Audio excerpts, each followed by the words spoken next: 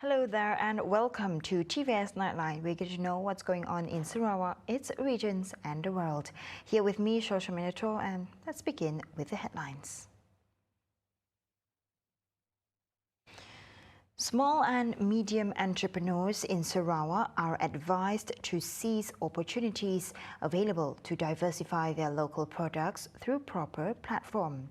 Now, Chief Minister Datuk Patinggi Tan Sri Abang Johari Todapeng said this comes after the high demand for Nipah palm sugar in Singapore, which were able to increase the state's revenue.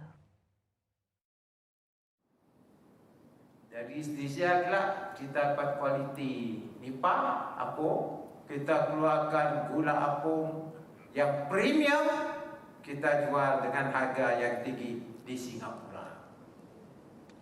Dan at the same time kita dapat mempertahankan mangrove swamp. Jadi nyangkut ekosistemnya dah ada. Baru bulan ni saya pun terkejut di badan pegawai kita di Singapura sedapnya beli dalam 3 tahun itu berapa tan gula apung. Jadi anak-anak sekalian, lihatlah gula apung, jangan dilihat saja, carilah cara kreativiti baru. He said so during the opening ceremony of the SIBU Entrepreneur Showcase on Thursday. He also advised entrepreneurs to have high confidence in addition to strengthening business and entrepreneurship knowledge to ensure that their business activities can run smoothly. Meanwhile, according to the Sarawak Economic Development Corporation General Manager Abdul Hadi Abdul Kadir, the program, which began on December 1, aims to promote SIBU entrepreneurs' products in addition to providing a platform for participants to seek advice. Kursus ini juga bertujuan untuk memberi pemahaman tentang garis panduan pelabelan dan persidilan sebagai pelengkap kepada sesuatu pembungkusan produk selain membina keyakinan dan persiapan usahawan dalam menghadapi cabaran pelaksanaan produk era pandemik ini. He added SEDC is also in the planning stage to develop Tanah Mas Food Court by establishing an entrepreneur center at a said site. This effort is to further strengthen entrepreneurial activities in SIBU, which will also be equipped with business space, co-working space, and high-speed internet access facilities. Thus serve as a one-stop center for the local entrepreneurial community to cooperate through business networking and can also be used as a platform for them to market their products online. The SIBU Entrepreneur Showcase is an avenue for all local entrepreneurs alike to build and enhance their network in businesses. As such, candidates in the program described their experience gathered could improve their business strategies and know-how while increasing human capital development among the locals. Apa yang saya dapat lihat adalah ia boleh buka minda saya lah, cara saya untuk meningkatkan prestasi bisnes saya. Kesan yang saya lihat adalah banyak yang positif daripada segi peningkatan sales jualan kepada peniaga-peniaga. Seperti yang kita lihat sekarang ni, kita banyak peniaga-peniaga banyak tersusut, dia macam banyak sales, banyak drop.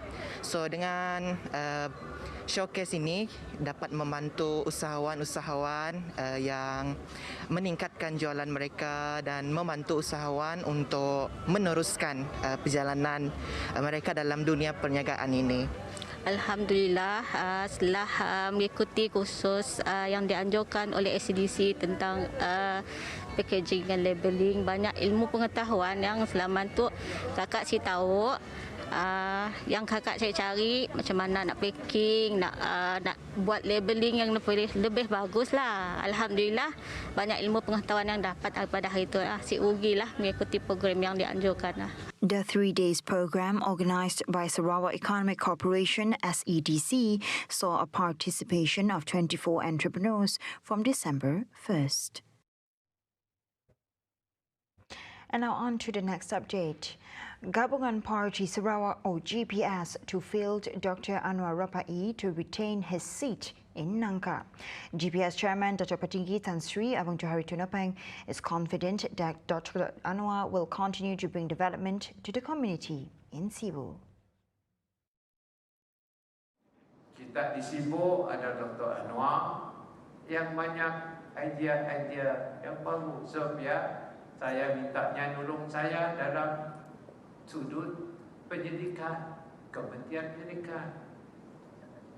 Dan saya harap yang akan terus dapat berhemat dengan wang SIBU, beri kembangan besar kepadanya. Itu saya confirm lah, Dr. ANNUAR akan jadi calon di kawasan NANGKA. Abang Johari hopes the community in SIBU will continue to vote for Dr. ANNUAR RAPAEE so that he can continue to serve the people under his constituency. During the 11th state election, Dr. ANNUAR RAPAEE won the NANGKA seat after obtaining 9,617 votes, defeating PKR candidate Abdul Rafidin Majidi and star candidate Simon Tiong Yang. GPS Chairman Datuk Petinggi Tan Sri Abang Johari Tunapeng has given hints that Datuk Abdullah Saidul will defend his seat in the Semop constituency. Dan insyaAllah untuk semua saudara dola akan terus menjadi calon kita di kawasan ini untuk membangun bersama apa yang telah kita tetapkan. Jadi di kakak inilah timnya.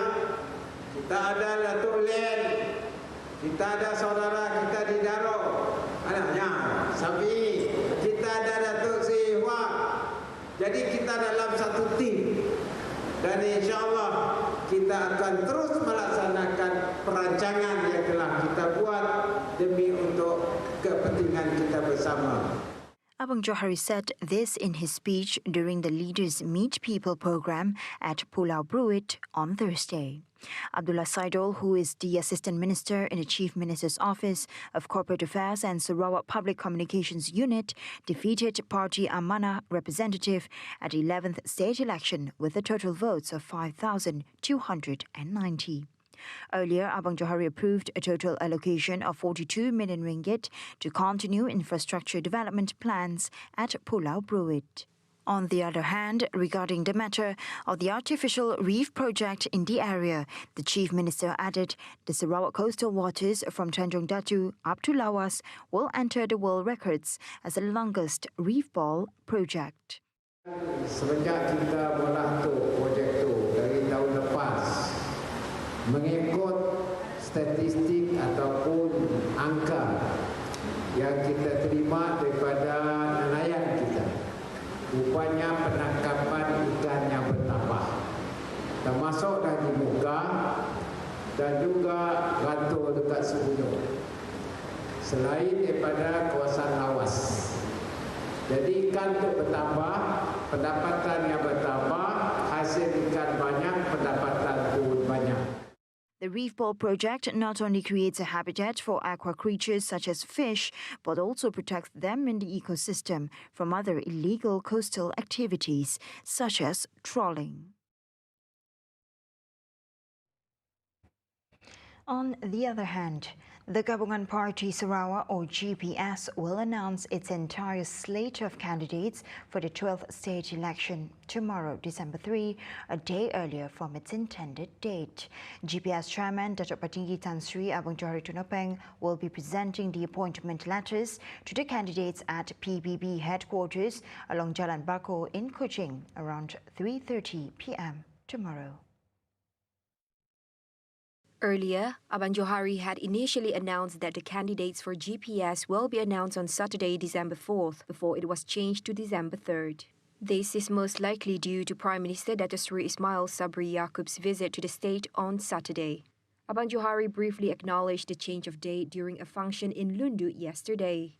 GPS will be contesting in all 82 constituencies in the upcoming 12th state election. Being the backbone of the coalition, Parti Persaka Bumiputra PBB is expected to contest in 47 of the total 82 seats. Meanwhile, Sarawak United People's Party SUPP, Parti Rakyat Sarawak PRS, and Progressive Democratic Party PDP will compete for the remaining 35 seats. The Undi 18 and automatic voter registration will not apply in the upcoming Sarawak state elections, despite it having been gazetted. Law Minister Wan Junaidi Tuanku Jaafar explained that although Undi 18 and had been gazetted, the state polls will only use the voter rolls that had been updated and certified as of November 2 before the dissolution of the Sarawak State Assembly on November 3. In addition, the government would like to assure Sarawakians that this decision was made in line with the legal process, which took into account the Kuching High Court's ruling and not due to external pressure from certain parties.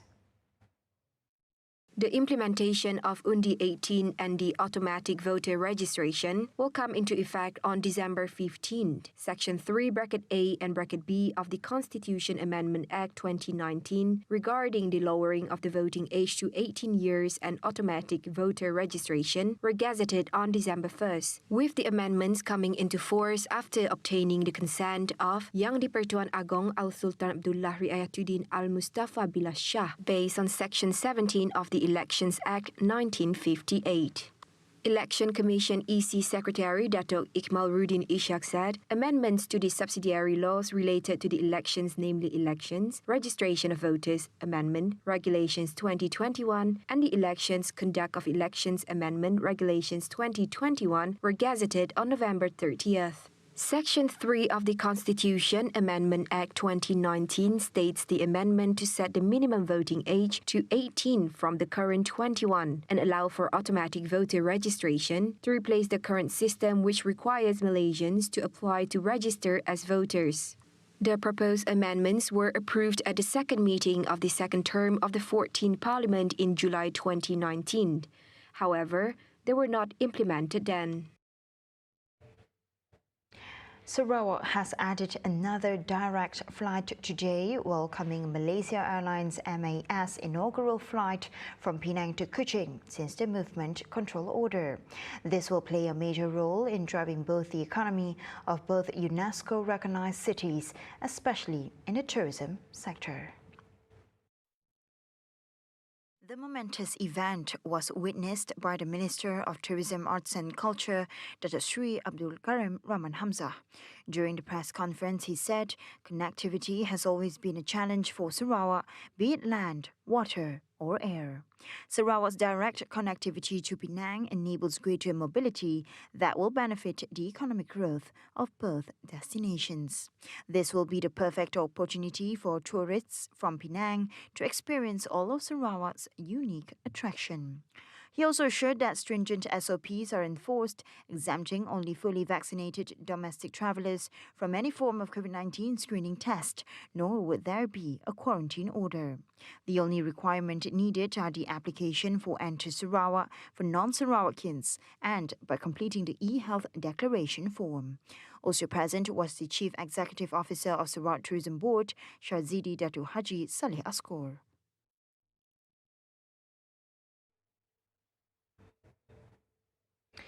The newly detected COVID-19 variant has prompted countries to tighten their borders just as many were beginning to reopen their borders. As for Sarawak, despite no reports of cases of the Omicron strain, which was first detected in South Africa and has since spread around the globe, its preventive measures against the emergence of the variant remains the same. Despite no reports of related cases, which was first detected in South Africa and has since spread around the globe. Wearing face masks, observing physical distancing, maintaining personal hygiene, and getting vaccinated remains as utmost important.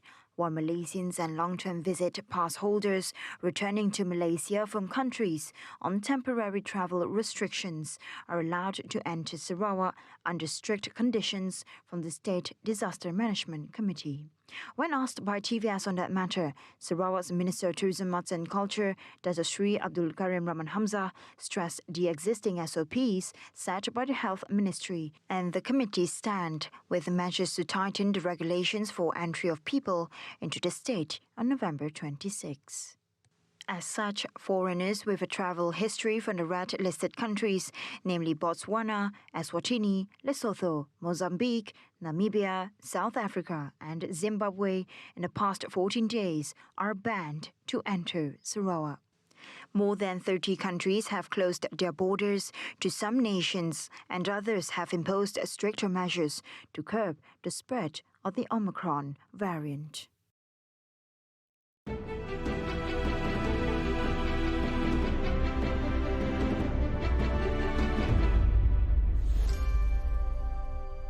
Melalui beberapa pendekatan. Saksikan sesi temu bual khas bersama Yang Amat Berhormat Ketua Menteri Sarawak, Datuk Patinggi Tan Sri Dr. Abang Haji Abdul Rahman Zohari, Tun Datuk Abang Haji Openg dengan pengecara Syira Abang Mansor yang akan mengupas isu-isu yang diutarakan oleh pihak media. Jangan lupa wawancara khas Sabtu 4 Disember 8.45 malam. Istimewa di TVS saluran 122 Astro dan My TV. Perjanjian Malaysia 1963 atau MA63 rata-rata menganggapnya sebagai sijil lahir negara Malaysia. Persoalannya, bagaimana kita boleh semarakkan roh dan semangat dalam MA63 ini dan bagaimana MA63 ini boleh menjadi jalan keluar kepada segala permasalahan yang kita hadapi.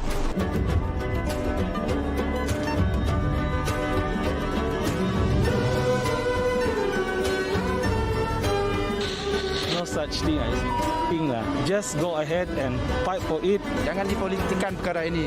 Kadang-kadang bila dengar cerita macam tu saya rasa macam terhina lah.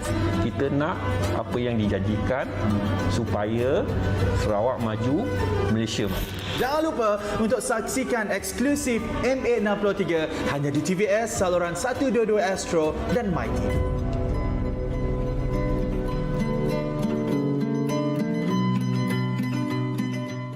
Tahniah kepada semua rakyat Malaysia yang telah menyahut seruan kerajaan untuk mendapatkan vaksin.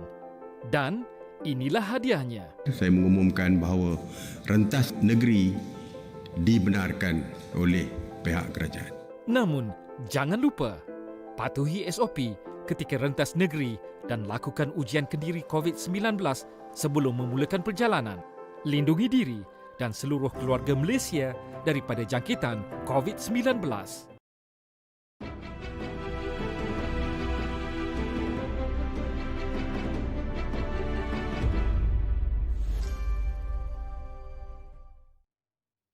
Welcome back to the Nightline. And now on to the next highlight. Sarawak border market, known for its various products purchased at a bargain price, making it an attraction among domestic and international tourists. However, the market is currently closed due to upgrading works and will resume businesses once completed, as the market will serve as a major attraction centre for tourists. Kita mempunyai perancangan macam mana untuk mencantikkan kawasan Serikin. Mungkin dalam perancangan saya mau seluruh lorong itu jadi ada bumbung. Ada bumbung. Supaya suasananya lebih selesa, kondusif ya. Untuk berjalan hujan baik pun panas orang tak kisah ya. Jadi orang boleh berkunjung duduk sia satu hari satu malam pun tak kisah. Henry Jinep added that the Serikin market is also closed due to the movement control order.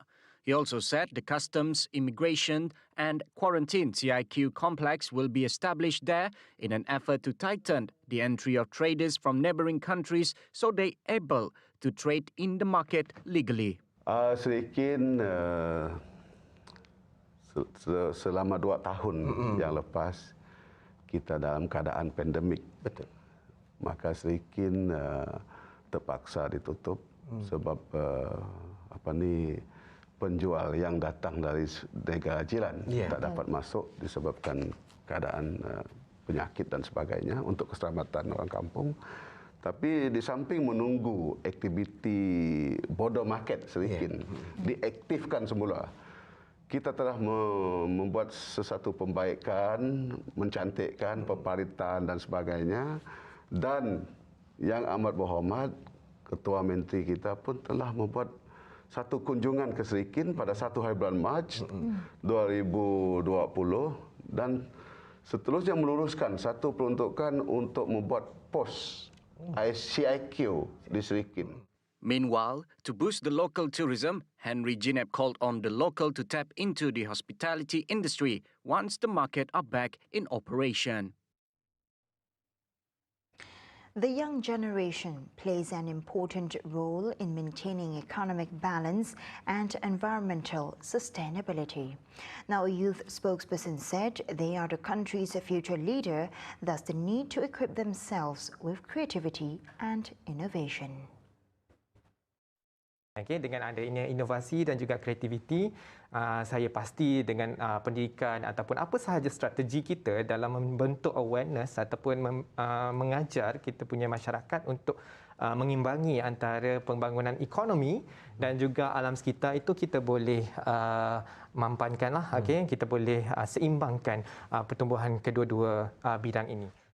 To improve the economic development, he said the environmental sustainability must be taken into account. Failure to do so, this could cause various environmental pollutions. And now let's move on to our COVID-19 development.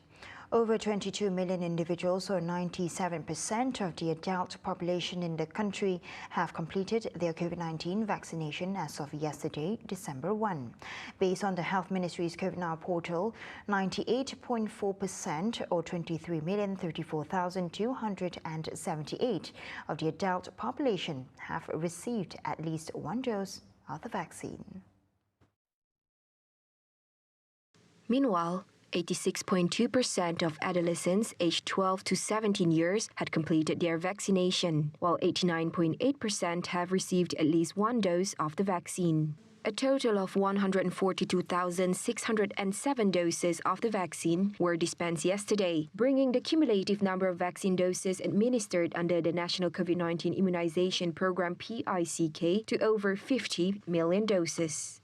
As for the booster dose, a total of 2,590,730 doses have been dispensed. Malaysia has reported an additional 49 more deaths due to COVID-19 as of 11:59 p.m. yesterday, including 12 who were brought in dead. This brings the total number of COVID-19 deaths recorded in the country so far to 30,474, with around 20% or 6,165 of them being those who were brought in dead or died outside of hospitals. In the meantime, the Ministry of Science, Technology and Innovation, MOSTI, has confirmed that no Omicron COVID-19 variant has been detected in Malaysia so far. This was confirmed through genome sequencing of samples conducted by 7 laboratories, including the Malaysian Genome and Vaccine Institute, MGVI. A total of 327 errant individuals were slapped with 1,500 ringgit fine for violating the Standard Operating Procedures (SOPs) from November 1 to November 30 this year. Kuching Police Chief ACP Asman Baja said 19 premise owners were also compounded, amounting to 190,000 ringgit. The compounds were issued under Regulations 17(1) and 17(2) of the Prevention and Control of Infectious Diseases Regulations 2021. Ashman urged the local community to continue to be vigilant and adhere to the SOPs, as the Man in Blue remain committed to ensure that the public fully comply with the SOPs to curb the COVID-19 transmission chain.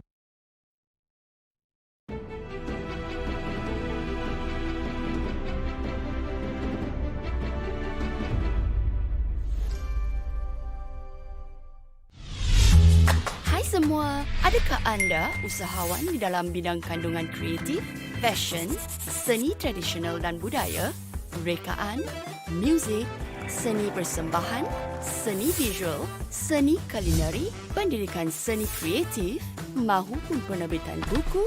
Jika ya, My Creative Ventures menyediakan pelbagai pinjaman khas untuk anda melalui inisiatif Penjana. Pinjaman ini boleh membantu anda dari segi modal, bayar sewa, bayar gaji dan membantu promosi perniagaan anda di medsos ataupun iklan. Apa yang menariknya, pinjaman ini boleh digunakan untuk membina saluran jualan online anda. Ialah sekarang kan semua benda di hujung jari je. Senang kan? Selain itu, kalau anda ada kontrak penerbitan dengan RTM, Astro, Media Prima atau platform OTT ke, jomlah mohon pinjaman pengantaraan bersama kami.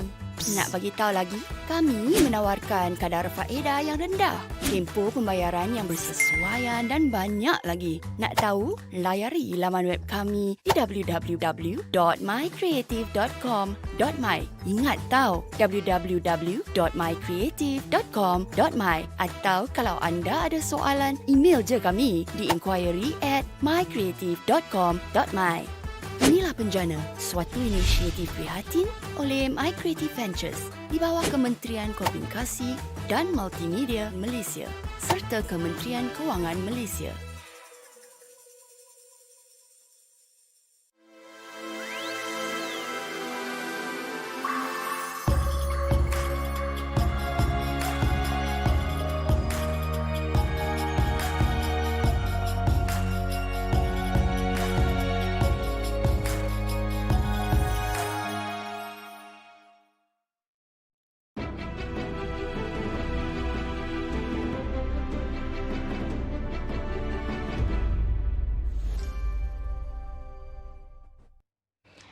Thank you for staying with me. And now on to our world affairs. Heavy rain pounded Colombia, causing rivers to overflow and highways were inundated with flood waters. Rain battered the northwest town of Medellin, flooding streets and sweeping away vehicles, buses, rocks and debris, blocking city streets. Tuvimos, por ejemplo, una familia que la mamá tuvo que sacar a los dos hijos tirándolos por un muro porque se estaban ahogando, los lanzó. Los niños pues, quedaron con algunas lesiones, pero no muy graves, pero afortunadamente salvaron sus vidas. Un papá que se lanzó a rescatar a su hijo, quedó el papá herido, pero a su hijo lo alcanzan a rescatar unos metros más adelante otros vecinos que estaban atendiendo su propio drama, pero que al ver a un joven que estaba siendo arrastrado casi inconsciente por las aguas lo alcanzan a rescatar, si no estaríamos contando. Authorities said the torrential rains left 80 houses flooded and 7 injured. No fatalities have been reported. At the same time, authorities will hold an extraordinary risk management meeting to discuss measures to be taken for the immediate relief of affected residents. Let's wrap up the Nightline with this update. The South Pacific nation of Fiji welcomed its first international flight on Wednesday, December 1, as borders opened after the pandemic put a halt on travel to the country for 20 months. Travellers were welcomed to the South Pacific nation by Fijian performers dancing and singing in the arrivals terminal of Nadi Airport. They had arrived from Sydney on Fiji Airways flight FJ914, the first international flight to land in the South Pacific nation in 20 months after the COVID-19 pandemic put a halt on travel. Yes, I'm super excited too. The flight was great. The performance is great. It's very welcoming. Very exciting. Fiji has now reopened its borders to fully vaccinated tourists from several countries, including Australia, New Zealand, and the United States, who have confirmed 3-night bookings at approved resorts. Arrivals must take a mandatory rapid COVID-19 test at their resort 48 hours after arrival. Before the test, visitors can use the facilities within the resort and book day trips with some operators.